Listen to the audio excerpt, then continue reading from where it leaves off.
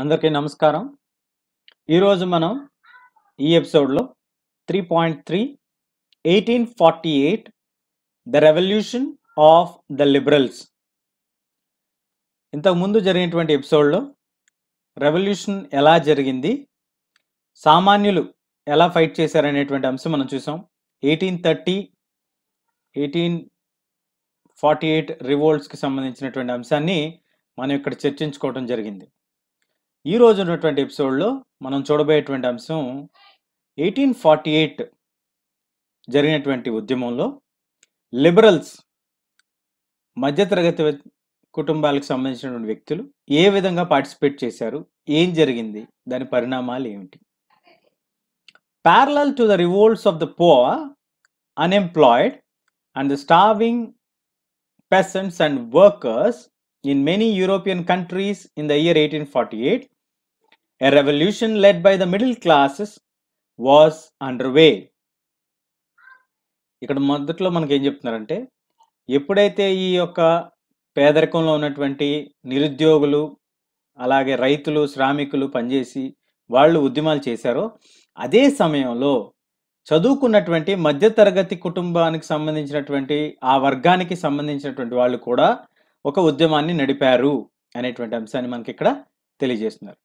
ఆ ఉద్యమానికి సంబంధించినటువంటి సన్నివేశాలు February 1848 in France had brought about abdication of the monarch and republic based on universal male suffrage had been proclaimed. ఆ తర్వాత జరిగినటువంటి పరిణామాల్లో భాగంగానే ఫిబ్రవరి 1848 సంవత్సరం ఫ్రాన్స్లో రాజరికపు వ్యవస్థని రద్దు చేయటం జరిగింది. తర్వాత republic based universal male suffrage అనేది ప్రతి ఒక్క మగవారికి, ఎవరికైతే 21 సంవత్సరాల వయసు ఉందో అందుకంటే ఎక్కువ ఉన్నటువంటి మగవారికి అందరికీ కూడా ఓటు హక్కుని కలిగించడం జరిగింది. దాని ద్వారా ఒక రిపబ్లిక్ సిస్టమ్ తేవాలి అనేటువంటి ఆలోచన వచ్చింది. అది మార్పు జరిగింది.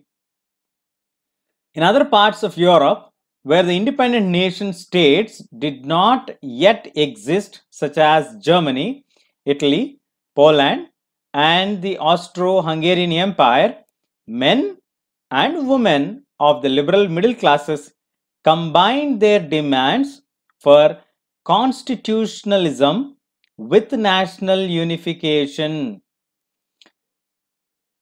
ఎప్పుడైతే ఫ్రాన్స్లో ఈ యొక్క రాజరికపు వ్యవస్థ రద్దయిందో, ఆ పరిణామాలను గమనించినటువంటి ఇతర దేశాలకు సంబంధించిన లేదా ఇతర ప్రాంతాలు, అవి ఇంకా దేశాల కింద కూడా ఆవిర్భవించడం జరగనటువంటి ప్రాంతాలు ఏవైతే ఉన్నాయో యూరోప్లో, ముఖ్యంగా Germany, Italy, Poland, Austro Hungarian empire, అక్కడ ఉండేటువంటి మెన్, ఉమెన్, మగవారు, ఆడవారు, లిబరల్ మిడిల్ క్లాసెస్ వాళ్ళు ఏమని డిమాండ్ చేయటం మొదలుపెట్టారంటే, కాన్స్టిట్యూషన్ రావాలి, రాజ్యాంగం రావాలి, అలాగే మనం అందరం కూడా నేషనల్ యూనిఫికేషన్ జరగాలి. మన దేశం ముక్కలు ముక్కలుగా ఉంది, ఒకే భాషను మాట్లాడేటువంటి ప్రజలు అనేక రాజ్యాల చేత పరిపాలించబడుతున్నారు. కాబట్టి ఆ వ్యవస్థ పోయి మనం అందరం కూడా ఒక దేశం కింద ఆవిర్భవించబడాలి. మొదటిది రాజ్యాంగం, రెండవది నేషనల్ యూనిఫికేషన్. వీటిని వీళ్ళు డిమాండ్ చేయటం మనం గమనించవచ్చు. డిమాండ్ చేయగానే జరిగిపోతాయి ఆ పనులు? జరగవు కదా, చూద్దాం. They took advantage of the growing popular unrest to push their demands for a creation of a nation state on a parliamentary principles, a constitution, freedom of press and freedom of association.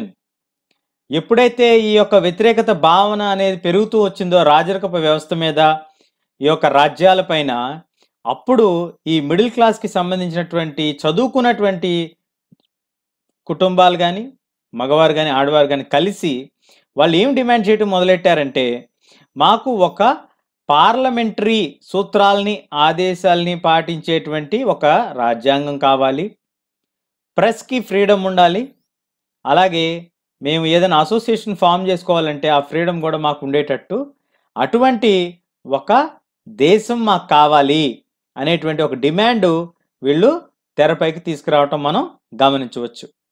సరే, demand వచ్చింది. Demand వచ్చిన తర్వాత వాళ్ళు ఏం చేశారు? ఇప్పుడు ఫ్రాన్స్కి తుమ్మొస్తే Europe అంతా జలుబు చేస్తుంది అనేటువంటి సామెత మనకి మెటర్నిచ్ ఒక సందర్భంలో అన్నట్టుగా మనం చదువుకున్నాం. ఇక్కడ ఎప్పుడైతే ఫ్రాన్స్లో మార్పు వచ్చిందో, రాజరిక వ్యవస్థను రద్దు చేసి రిపబ్లిక్ వ్యవస్థని వాళ్ళు తీసుకొచ్చారో, మాకు కూడా అలాగే తీసుకురండి. ఇక్కడ ఫ్రాన్స్ ఒక రాజ్యం కింద ఉంది, అక్కడ మోనార్క్ ఉన్నాడు. ఆ మోనార్క్ వ్యవస్థని వాళ్ళు రద్దు చేశారు. కానీ ఇక్కడ అనేక రాజ్యాల్లో ఉంది జర్మనీ, అనేక మంది పరిపాలిస్తున్నారు. ఇటలీని, పోలాండ్, అలాగే ఆస్ట్రియా, హంగేరీని. అటువంటి సందర్భంలో మేమందరం ఒక దేశం కింద ఏర్పడాలి. మా దేశం ఎలా ఉండాలి అంటే రాజ్యాంగబద్ధంగా ఉండాలి, రాజ్యాంగం ఉండాలి, పార్లమెంటరీ వ్యవస్థ ఉండాలి, పార్లమెంటరీ సూత్రాలని పాటిస్తూ ఉండాలి. అలాంటి ఒక దేశం కింద మేము ఆవిర్భవించాలి అనేటువంటి ఆలోచనని వీళ్ళు ఇక్కడ మధ్యతరగతి కుటుంబానికి చెందినటువంటి మనుషులు చేయటం మనం గమనించవచ్చు. అదేవిధంగా freedom of press, freedom of association కూడా వాళ్ళు కోరుకుంటున్నారు పార్లమెంటరీ ప్రిన్సిపల్స్ ద్వారా. ఇక్కడ మనకు వచ్చేటువంటి ప్రశ్నలు ఏమిటంటే, ఫ్రాన్స్లో 1848 సంవత్సరం తర్వాత వచ్చినటువంటి మార్పులు ఏంటి, లేదా 1848 విప్లవం తర్వాత వచ్చినటువంటి గొప్ప మార్పు ఏంటి? రాజరికపు వ్యవస్థ పోయి మనకి రిపబ్లికన్ వ్యవస్థ వచ్చింది. మరొక మార్పు ఏంటి? గుణాత్మకమైనటువంటి మార్పు, యూనివర్సల్ మేల్ సఫ్రేజ్. 21 సంవత్సరాలు పైబడి ఉన్న ప్రతి మగవారికి కూడా ఓటు వేసే హక్కు రావటం మనం ఇక్కడ గమనించవచ్చు. ఇవి రెండు మేజర్ చేంజెస్గా మనం గుర్తుంచుకోవాలి. అదేవిధంగా Germany, Italy, Poland, Austria, Hungarian ప్రాంతాల్లో మగవారు ఆడవారు కలిసి ఇక్కడ మాకు పార్లమెంటరీ సూత్రాల ప్రకారం నడిచేటువంటి యొక్క దేశం ఏర్పాటు చేయండి అనేటువంటి ఒక డిమాండ్ తెరపైకి తీసుకొచ్చారు. మరి ఏం జరిగింది? ఆ డిమాండ్ పూర్తి చేసుకోగలిగారా లేదా? ఎందుకు చేసుకోలేకపోయారు చూద్దాం. In German region, large number of political associations whose members were middle class, professionals, businessmen, and prosperous artisans came together in the city of Frankfurt and decided to vote for all German National Assembly. Germany ప్రాంతంలో అనేక రకాలైనటువంటి రాజకీయ associations ఏవైతే ఉన్నాయో వాటికి సంబంధించినటువంటి members అందరూ కూడా ముఖ్యంగా మిడిల్ క్లాస్ ఉద్యోగస్తులు అయ్యి ఉండేవారు. ముఖ్యంగా ఉద్యోగస్తులు, డాక్టరు, టీచరు, అట్లా. అలాగే వ్యాపారవేత్తలు, కొంతమంది బాగా డబ్బున్నటువంటి ఆర్టిషన్స్, కళాకారులు, వీళ్ళందరూ కలిసి ఒక కూటమి కింద ఏర్పడి ఫ్రాంక్ఫర్ట్ సిటీకి వచ్చారు. వచ్చి వాళ్ళు ఏం డిసైడ్ చేసుకున్నారు? జర్మన్ నేషనల్ అసెంబ్లీ అనేది ఒకటి ఫామ్ చేద్దాము అని వాళ్ళు ఓటేసుకున్నారు. ఎప్పుడు జరిగింది ఇది? On 18th May 1848, 831 elected representatives marched in a festive procession to take their places in the Frankfurt Parliament, convened in the Church of St. Paul. ఎప్పుడైతే వీళ్ళు ఇలా ఓటేసుకుందాం, మనం నేషనల్ అసెంబ్లీని ఎన్నుకుందాము అని అనుకున్నారో వాళ్ళు ఓటింగ్ పెట్టుకున్నారు. అది ఎప్పుడు జరిగింది? 18 మే 1848లో 831 మందిని ఎన్నుకున్నారంట వాళ్ళు మా యొక్క ప్రతినిధుల కింద. ఆ 831 మంది ఒక పండగ ఊరేగింపులాగా వెళ్ళారు. ఎక్కడికి వెళ్ళారు? ఫ్రాంక్ఫర్ట్ పార్లమెంట్కి వెళ్ళారు. ఫ్రాంక్ఫర్ట్ పార్లమెంట్ ఉందా? అది ఫ్రాంక్ఫర్ట్ అనేది ఒక సిటీ పేరు అనుకున్నాం కదా మనం ఇక్కడ. ఈ ఫ్రాంక్ఫర్ట్ పార్లమెంటు ఎక్కడ ఏర్పాటు చేశారంటే చర్చ్ ఆఫ్ సెయింట్ పాల్, అక్కడ ఉన్నటువంటి అతిపెద్ద చర్చిల్లో ఒకటైనటువంటి చర్చ్ ఆఫ్ సెయింట్ పాల్లో ఈ యొక్క పార్లమెంట్ని పిలవటం జరిగింది. అక్కడ వాళ్ళు నిర్ణయించుకున్నారు మనం అందరం అక్కడ కలుద్దామని. వీళ్ళందరూ ఎలా వచ్చారంట? ఒక పండగ మాదిరిగా వచ్చారు, ఒక ఊరేగింపు చేసుకుంటూ వచ్చారు. They drafted a constitution for a German nation to be headed by a monarchy subjected to a parliament. వీళ్ళు ఇక్కడికి వచ్చారు, వీళ్ళు ఒక రాజ్యాంగం కూడా రాసుకున్నారు. వీళ్ళ కోరికలు అదే కదా, ఒక రాజ్యాంగం రాసుకోవాలి, ఒక ప్రెస్ ఉండాలి, ఒక పార్లమెంటరీ సూత్రాలను పాటించేటువంటి ప్రభుత్వం ఉండాలి. ఇవన్నీ వీళ్ళు ఆలోచనాత్మకంగా చేసుకొచ్చారు. బానే ఉంది. పార్లమెంట్ ఎలక్షన్స్ కండక్ట్ చేసుకున్నారు. పార్లమెంట్‌ని కూడా ఫార్మ్ చేసుకున్నారు సెయింట్ పాల్స్‌లో. ఇట్లా రకరకాలుగా చేసుకొచ్చారు. ఎప్పుడైతే వీళ్ళు ఒక రాజ్యాంగాన్ని డ్రాఫ్ట్ చేశారో, ఒక ప్రపోజల్ కింద అనుకోండి మీరు. ఒక డ్రాఫ్ట్ తీసుకొచ్చినప్పుడు ఏం తీసుకొచ్చారు ఆ డ్రాఫ్ట్‌లో? ఎవరైతే ఇప్పటి మోనార్క్ ఉన్నారో జర్మనీ ప్రాంతానికి లేదా అక్కడ ఉన్నటువంటి మోనార్క్ ఎవరైతే ఉన్నారో వారి యొక్క అధికారాల్ని పూర్తిగా పార్లమెంట్ చేతికి ఇస్తూ ఒక మార్పుని వాళ్ళు తీసుకొచ్చారు. When the deputies offered the crown on these terms to Frederick William IV, the King of Prussia, he rejected it and joined the other monarchs to oppose the elected assembly. ఎప్పుడైతే రాజరికపు వ్యవస్థలో ఉన్నటువంటి అధికారాలన్నింటినీ కూడా పార్లమెంట్కి సరెండర్ చేసేస్తారు అనేటువంటి అంశాన్ని రాజుగారికి చెప్పారు. ఎవరికి చెప్పారు? ఏ రాజుకి చెప్పారండి? జర్మనీ అసలు ఒక ప్రాంతం కింద ఆవిర్భవించలేదు కదా. జర్మనీ ఏంటంటే జర్మనీలో నార్త్ జర్మనీ అంతా కూడా ప్రుషియా అంటాం, సౌత్ని సదర్న్ స్టేట్స్ అంటాం. ఫెడ్రిక్ విలియం IV ఈయన నార్త్ ప్రుషియాకి రాజు. నార్త్ ప్రుషియా భూభాగానికి ఆయన రాజుగా ఉన్నారు. మరి వీళ్ళు వెళ్ళి మా జర్మనీ మేము ఒక రాజ్యం కింద ఒక దేశం కింద ఏర్పడతాము, మీ అధికారాలన్నీ మాకు ఇచ్చేసేయండి, మేము పార్లమెంట్ పెట్టుకుంటాము, ఆ పార్లమెంటు మీ అధికారాలను నిర్ణయిస్తుంది, కాబట్టి మీరు దీనికి ఒప్పుకోండి అని ఆయనకి చెప్పారు. మీరైతే ఒప్పుకుంటారా? ఒప్పుకోరు కదా. ఆయన ఒప్పుకోలేదు. అదేంటండి ఒప్పుకోవాలి కదా. ఎందుకు ఒప్పుకోవాలి? ఆయన రాజుగారు కదా. ఆయన ఒప్పుకోకపోగా అతను వేరే మోనార్క్లు ఎలా అయితే ఈ యొక్క అసెంబ్లీని తప్పుపట్టారో అతను కూడా తప్పు పట్టడం జరిగింది. రాజుగారితో పాటు అరిస్టోక్రసీ, మిలిటరీ కూడా చాలా స్ట్రాంగ్గా ఈ యొక్క పార్లమెంట్ని వ్యతిరేకించడం ద్వారా పార్లమెంట్ వ్యవస్థకి లేదా పార్లమెంట్ ఏదైతే వాళ్ళు ఫామ్ చేసుకున్నారో దానికి ఉన్నటువంటి ప్రాముఖ్యత నిదానంగా తగ్గటం మొదలెట్టింది. ఇందువలన ఇక్కడ ఎక్కువగా ఉన్నటువంటి వాళ్ళు పార్లమెంట్లో మిడిల్ క్లాస్ వాళ్లే కాబట్టి వీళ్ళు ఎక్కువగా రెసిస్ట్ చేయలేకపోయారు.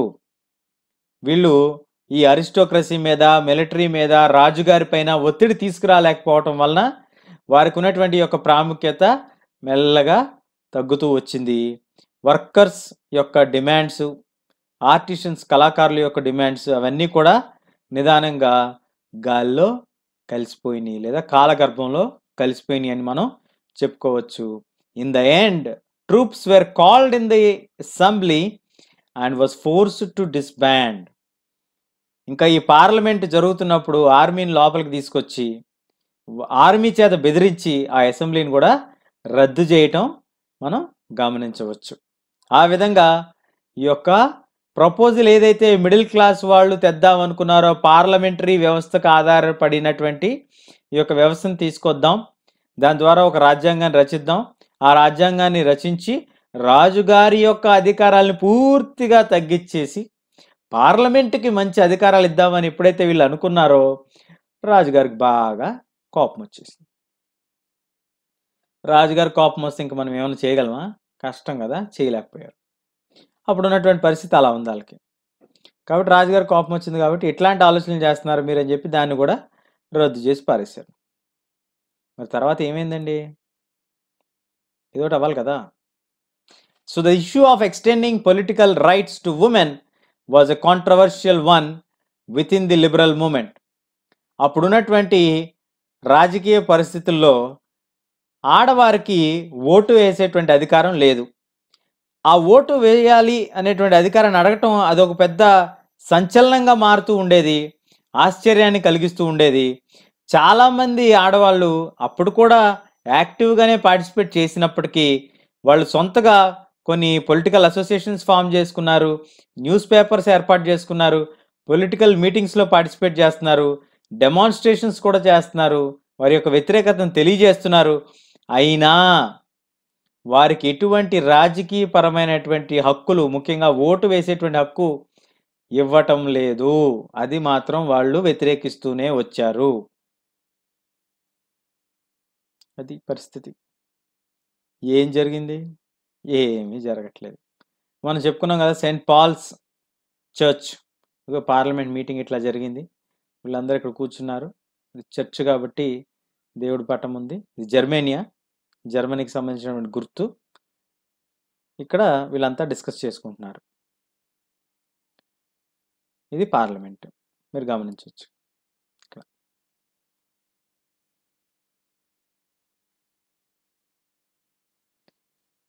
కాబట్టి ఆడవారికి అధికారం ఇవ్వలేదు ఎలక్షన్ సమయంలో. ఫ్రాంక్ఫర్ట్ పార్లమెంట్ ఏర్పడినప్పటికీ కూడా అక్కడ కూడా ఆడవారిని కేవలం అబ్జర్వర్స్గా మాత్రమే గ్యాలరీ పైన కూర్చోబెట్టారు. అంటే ఇక్కడ మనం గమనించాల్సింది, ఇక్కడ ఆడవారిని ఈ గ్యాలరీలో కూర్చోబెట్టారు కానీ వీళ్ళని ఇక్కడి నుంచి కిందకి రానివ్వలేదు. కేవలం ప్రేక్షకులుగా మాత్రమే వీళ్ళని తీసుకొచ్చారు. వచ్చి ఏం జరుగుతుందో చూడండి అన్నారు కానీ వీళ్ళని ఇక్కడ ఇన్వాల్వ్ చేయలేదు. ఈ పార్లమెంట్ ఏమైనా సక్సెస్ అయిందా? కానీ అది లేదు. వీళ్ళు అంత చేసినా వీళ్ళు సక్సెస్ కాలేకపోయారు. So conservative forces were able to suppress, పూర్తిగా అణిచివేశారు లిబరల్ మూవ్మెంట్ మొత్తాన్ని 1848కి. మరి ఎంత అణిచివేసినా పాత రాజరికపు వ్యవస్థ యొక్క పూర్తి అధికారాలు మాత్రం వాళ్ళకి రాలేదు. ఎందుకంటే మోనార్క్స్ కూడా తెలుసుకున్నారు, రాజులు కూడా తెలుసుకున్నది ఏంటంటే, ఎప్పుడైతే ఉద్యమాలు జరుగుతాయో వాటిని మనం అణిచివేయాలని ప్రయత్నించినప్పటికీ అవి అణిచివేసేటువంటి క్రమంలో ప్రజల నుంచి వ్యతిరేకత వస్తుంది తప్పితే అది మంచి పరిణామం కాదని వాళ్ళు అర్థం చేసుకున్నారు. కాబట్టి కొంత వెసులుబాటులను కలిగించేటువంటి ప్రయత్నం వాళ్ళు చేయటం మొదలుపెట్టారు. కేవలం అనగదొక్కేటువంటి ప్రయత్నాలే కాకుండా కొంత వెసులుబాటుని కలిగించారు.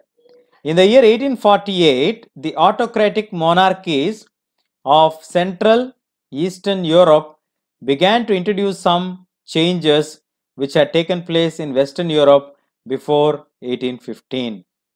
ఎప్పుడైతే వీళ్ళు ఈ విషయాన్ని గమనించారో, సెంట్రల్ మధ్య భాగం, తూర్పు భాగంలో ఉన్నటువంటి ఐరోపా ఖండంలో ఉన్నటువంటి రాజరికులు లేదా రాజరికపు వ్యవస్థ కుటుంబీకులు కొన్ని మార్పుల్ని కొంత సరళతరం చేయటం మనం గమనించవచ్చు. అదేవిధంగా సర్ఫ్డమ్, బాండెడ్ లేబర్, బానిసత్వ పని విధానాన్ని పూర్తిగా అబాలిష్ చేశారు. హ్యాబ్స్బర్గ్ డొమినియన్, అదేవిధంగా రష్యాలో కూడా ఈ హ్యాబ్స్బర్గ్ రూలర్సు, అదేవిధంగా రష్యాని పరిపాలిస్తున్నటువంటి రాజులు కూడా ఈ యొక్క సర్ఫ్డమ్ని, బాండెడ్ లేబర్ని పూర్తిగా రద్దు చేయటం మనం ఇక్కడ గమనించవచ్చు. ఇవి జరిగినటువంటి మార్పులు.